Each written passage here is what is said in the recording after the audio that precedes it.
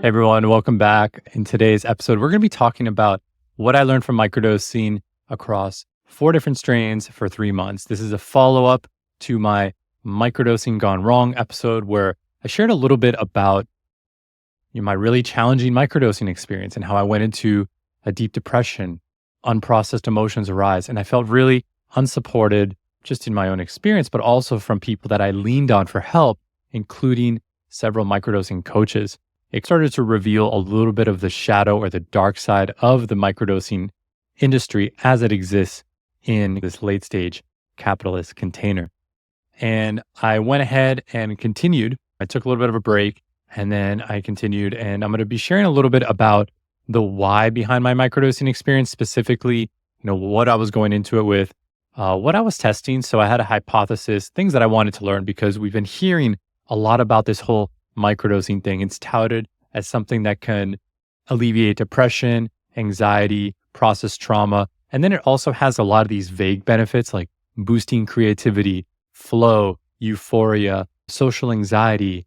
It even has a party drug aspect where people take psilocybin chocolates in particular when they go out. And so a lot of this from a clinical standpoint, as someone who works with herbs and different types of plant medicines, this wasn't making a lot of sense. How can one compound be used for so many different things? Additionally, when you look at microdosing companies, they tend to position this as something that delivers a consistent experience of expansion and euphoria. I simply have not found this to be the case. You have different types of experiences all the time. From a marketing standpoint, this is obviously very problematic because you want to deliver a consistent result all the time. You wouldn't take a probiotic that sometimes works, that sometimes helps you go to the bathroom and sometimes gives you constipation. That wouldn't probably be great. And these medicines are obviously much deeper than the way that most Westerners and even clinicians are using them. They have a long tradition of being used and are infinitely more complex than the scientific materialist paradigm can really reduce them to be. With that, let's go ahead and get started. So after my transformative macrodosing experience, this was a couple ceremonies that I did in January with a beautiful container, some amazing men, fantastic facilitators, and so much to say there. But coming out of that experience, I really wanted to find ways to incorporate plant medicine on a more consistent basis that didn't involve quite as much preparation because we did kind of prep calls, got to know each other, had a WhatsApp group, and then did some integration as well. All in, this was really about a month-long experience. Additionally, I felt that the expansive states gave me profound insights and connected the dots in a way that gave me almost like this sort of intellectual steroids on some level. But it wasn't only cognitive understanding, it was embodied understanding. And it also impacted my way of being and how I showed up in the world for a pretty long time thereafter the ceremony. So there was like this fundamental shift that really happened, which I found was pretty interesting. And so my question coming out of that was, are there more ways to incorporate this into my life? And specifically in regards to microdosing, does microdosing present a subtle way of incorporating this into my life and possibly a way of enhancing performance? So that's what I was working with. I was trying to see, can I enter the frequency of the medicine in a way that is at a lower threshold or requires less preparation and get some of those benefits, some of that connecting of the dots, some of those insights, because that felt to me like a very meaningful thing to do. And so I wanted to continue with it. Like with many of us, there are certain limiting beliefs that we carry that color our moment to moment experience. And in my case, it's mostly around this fear way based of living, the fear that I've carried since a child that has really kept me safe. It's really kept me out of trouble. And it's largely marked my adult existence as well. And I want to be more specific here because I do feel it's important to bring myself a little bit more into this. So the following limiting beliefs are the ones that I feel surface the most for me. I am weak and fragile. I'm not enough. Nobody will love me if I'm ugly. Change is scary and I would rather stay right where I am. What if I fail at that big dream of mine? So those are, I wouldn't say the bigger things that came through in my macrodosing journey. That's probably something I could share another time. It was more of an animistic journey that in many ways was a foreshadow to my transition into parenthood. But I did want to share these because when you're working with microdosing, a lot of times these will come up or you'll really understand the ways that these things show up in your life. So I thought that was important to share. So the hypothesis that I had around, or rather the hypothesis and things that I wanted to test and learn for myself through my microdosing experience. So once again, I did 3 months of microdosing with 4 different strains across this time period. What I wanted to learn and test was I wanted to see if the claims about mood enhancement and anxiety reduction were in fact true, because a lot of the marketing around microdosing is that it's helpful for anxiety, social anxiety, PTSD, etc. Wanted to see if this was true. And it's also been touted as an SSRI or antidepressant replacement. That's also something to note. Wanted to test how well I function in my daily life. I had a lot of concerns around taking psychedelics and trying to live my life here in New York City. So I wanted to see how well I really function in my daily life with psilocybin over a long period of time at different dosages. And I wanted to see if there was any differences among the strains. Were there certain strains that were better for enhancing performance, spiritual practices, creative work, solo work, etc. So I wanted to really create that delineation. It's possible that maybe in my functional medicine practice that I may incorporate some of these medicines, and having a good sense of which ones are better for what use case would be very beneficial. There's a few main protocols within the microdosing world. If you spend even just a few hours researching microdosing, you're going to come across the Fadiman protocol and the Stamets protocol. And these are taken as like gospel almost. Like this, I'd say most people start with the Stamets one, I believe, which is going to be 1 day off and 2 days off. So you dose on 1 day, you take 2 days of rest. I wanted to see which one is a good fit for me. Do these actually work? Does this cycle or rhythm make sense? Of course, I did a lot of research in the citizen science world, on Reddit, on the various forums that exist out there where people are so kind as to share their experiences. And it does seem that people do benefit from these, but I wanted to see if this was the case for me. Next, I wanted to find out if there was a true difference amongst strains apart from their levels of psilocybin. So from a scientific materialist perspective, most people, and I even asked many owners of microdosing companies, hey, like what strains do you use? What's the difference between them? Those that were on the more clinical, scientific materialist end of the spectrum would largely say that there was no difference, that it was really about the potency, that there's no evidence actually claiming that there is a qualitative difference in the experience between different strains, or across different strains rather. So that's one aspect. But if you look at the more shamanic and even anecdotal side of the house, you'll start to see that these are plant spirits. There's more going on inside of these mushrooms than simply psilocybin. That each one of these carries a unique characteristic, a unique medicine that can't really be reduced to these specific psychoactive compounds. That's a really interesting thing to note. I wanted to see, is this the case? Next, I wanted to test, is it possible for me to take small amounts of psychedelics and live my life in New York City? One of the key learnings from my previous microdosing experience, the very challenging one, was that the set and setting of my life was not suitable to this particular strain of mushrooms, right? And I want to caveat that I only use mushrooms, and all of this is applying to psilocybin. LSD is something I'll reserve for another time and maybe do a different episode on that as well. And yeah, so I do sense myself being pushed in that direction, and I'll share a little bit more as to why that is. In my life here in New York City, it's very active. There's a lot going on energetically and in the 3D sense of the word. And so I wanted to see if it's possible for someone who is empathic, someone who has a very open energetic field to begin with, to actually ingest psilocybin and benefit from it while also being in New York City. So that was one area that I wanted to understand. In terms of how I approach microdosing, I wanted to blend the clinical, more scientific, materialist approach.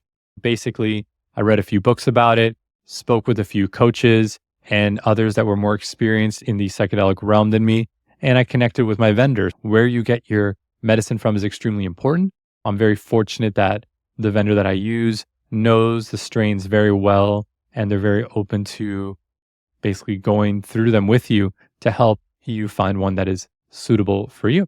I was very grateful for that. And then the most important component is that I felt very alone in my last microdosing experience. And so inviting community, typically these medicines are done in community. It's very unusual to do this deep healing work completely on your own. But in this kind of self-help, personal development industry, we've actually normalized healing alone. It's like doing the work is oftentimes something that you do in your room or in your whatever space that you have to yourself. And joining a microdosing group, which I'll leave a link to the microdosing coach that I worked with and where you can find out more about her groups. And I found that to be a very beneficial experience.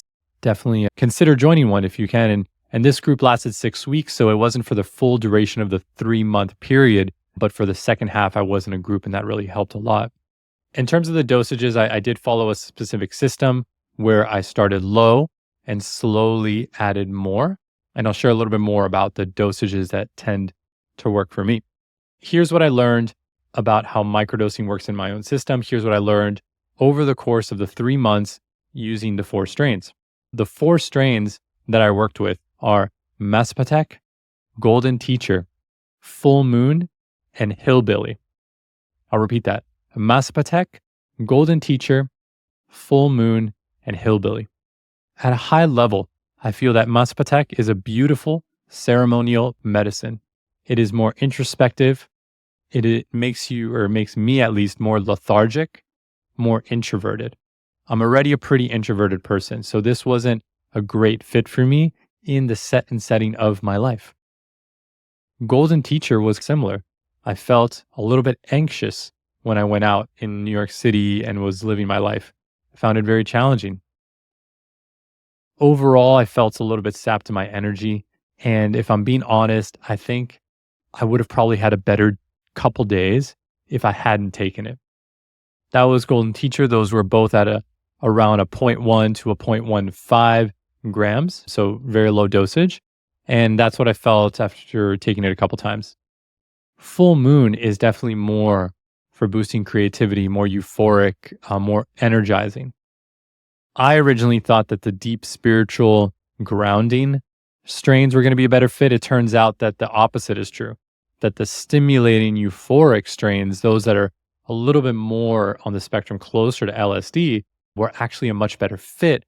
That is probably partially due to the setting of my life here in New York City and the type of life that I normally live, even though I am more introverted, more of a homebody at times. But on average, I would say I live a much more active life than many people do. And I myself am not even aware of it sometimes just because it feels so normal to me at this point. Yeah, so Full Moon, fantastic for creative work. I felt really expanded and curious towards my surroundings. Hillbilly, same. I found it very mood enhancing, very euphoric, a little bit more visuals. I found it to be a very good fit for living my life here in New York City, living a more active life, being not overly social, but relatively social. So I found that those are the three, or the main differences amongst those medicines. When talking about dosages, I started at 0.05, so that's 50 milligrams, and then I titrated up. What I basically learned about dosage is that when I am in a city environment with the energetic frequency of people, that the dosage should be lower for me in order to just function and feel the frequency of the medicine. I'm a little bit more sensitive to it in this environment.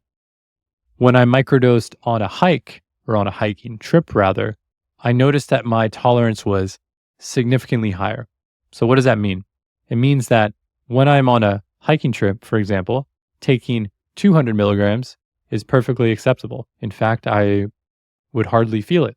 It seems that it blends in almost with the surrounding environment of nature. When I'm in an environment like New York or in the city or with a lot of people, I notice that something between 50 to 100 is more appropriate depending on the strain. I notice there's a veil of separation. There's a sense of me and other, whereas that boundary seems to dissolve when I'm in nature. Seems that there's no sense of somebody being on the medicine when you're out in nature. And I found this to be very interesting. It doesn't mean that there was no effect, but the effect just came on very organically. There wasn't this sensitivity that I do feel sometimes in the city. When it comes to enhancing performance, one of the hypotheses that I had is, can microdosing enhance performance? In my experience, microdosing is amazing for gathering insights, connections, basically downloading wisdom from the universe, really downloading wisdom about yourself, going deep into emotional work, really feeling things that you haven't been allowing yourself to feel. But it doesn't really enhance performance. I just really have not found that to be the case. That being said, could this be incorporated somehow? Perhaps, right? So for me, if I'm having a very intense or demanding day or set of days, I would prefer not to microdose that day.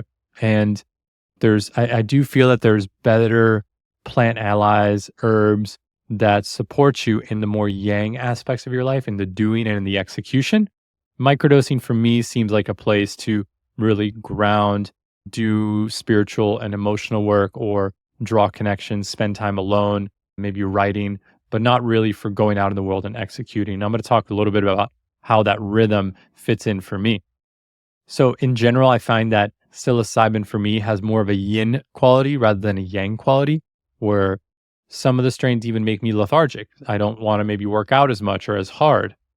In general, you want to maybe co-regulate with a tree, be somewhere very calming, go deep into meditation. I notice the thoughts seem to subside. Maybe those fearful and anxious aspects of you are really dialed down quite a bit, especially with strains like Full Moon and Hillbilly.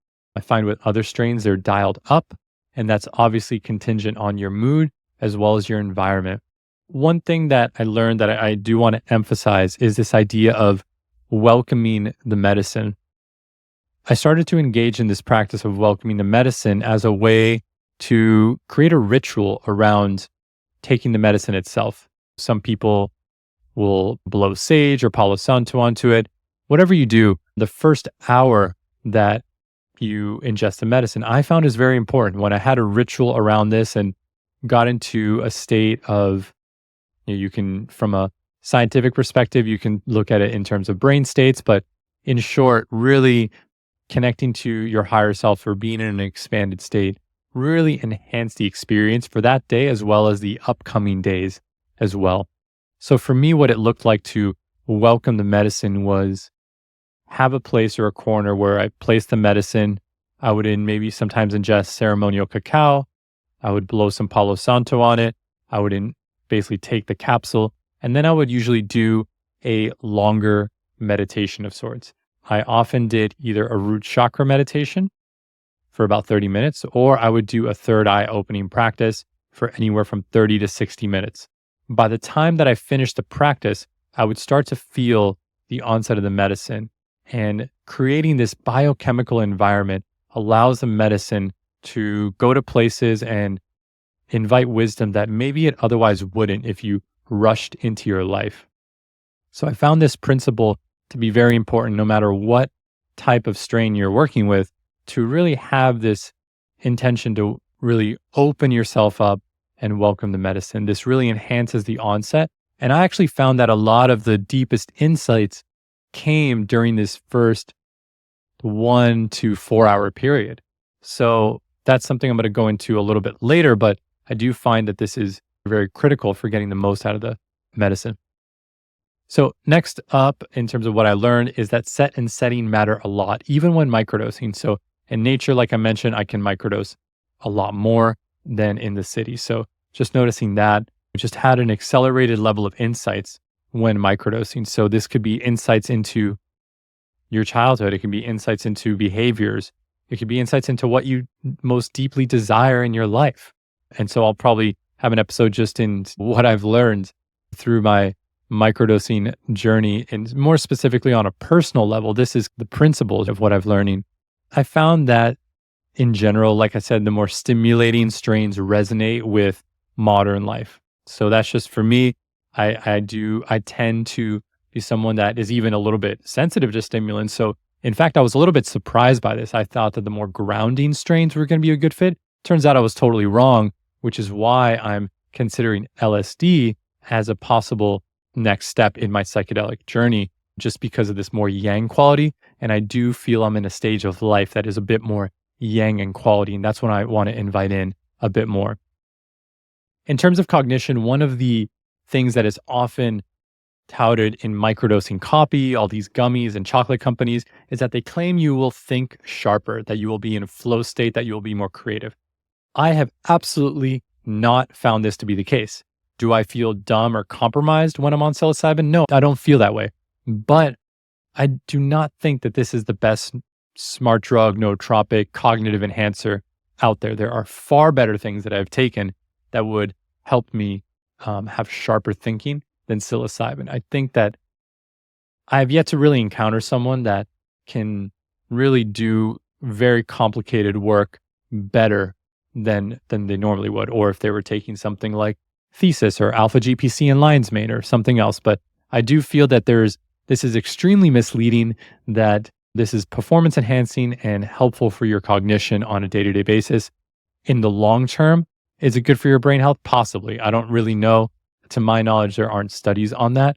But this concept that microdosing should be inside of the hustle and bustle of your life and it helps every aspect seems to be wishful thinking that is largely stemming from our toxic hustle culture that we're still recovering from in many ways. This is not something that I will be incorporating on days where I need sharp thinking. That being said, I do feel more emotionally intelligent and more emotionally in tune and connected to my heart. So I may, let's say, be talking with someone and I may not be able to recite everything back to them that they said, but I may feel more connected to them in terms of my presence and in terms of how open my heart space is towards them. So there's a very empathogenic quality to some of the strains that I do feel is very valuable in terms of holding space for yourself and others. So intelligence can be measured in many ways, but in terms of the typical intelligence of speed, rationality, problem solving, I don't feel that psilocybin really ameliorates your experience in that regard. Next up is if you're empathic. So drop a comment if you're an empath or if you identify as an empath. Your energy field is very open when you take psilocybin, so you need to be careful. What that means is that if you're in an urban environment, sometimes there's people yelling, honking, there's mentally ill people on the street. A lot can be going on. And if your energy field is open, you're very sensitive to this. This is part of the reason that some people experience even more anxiety when they microdose. And this is one of these counterintuitive or contradictory things within the microdosing community is that they say, for example, it reduces anxiety, but they'll also say it amplifies what you're already experiencing. So there's a little bit of a contradiction there where it says it helps your mood and depression, but they also only tell you to take it when you're in a good mood. Isn't that a little bit strange? So I found that to be odd. And I think this is especially the case if you tend to be more empathic, being mindful of your set and setting, knowing that your energy field is open.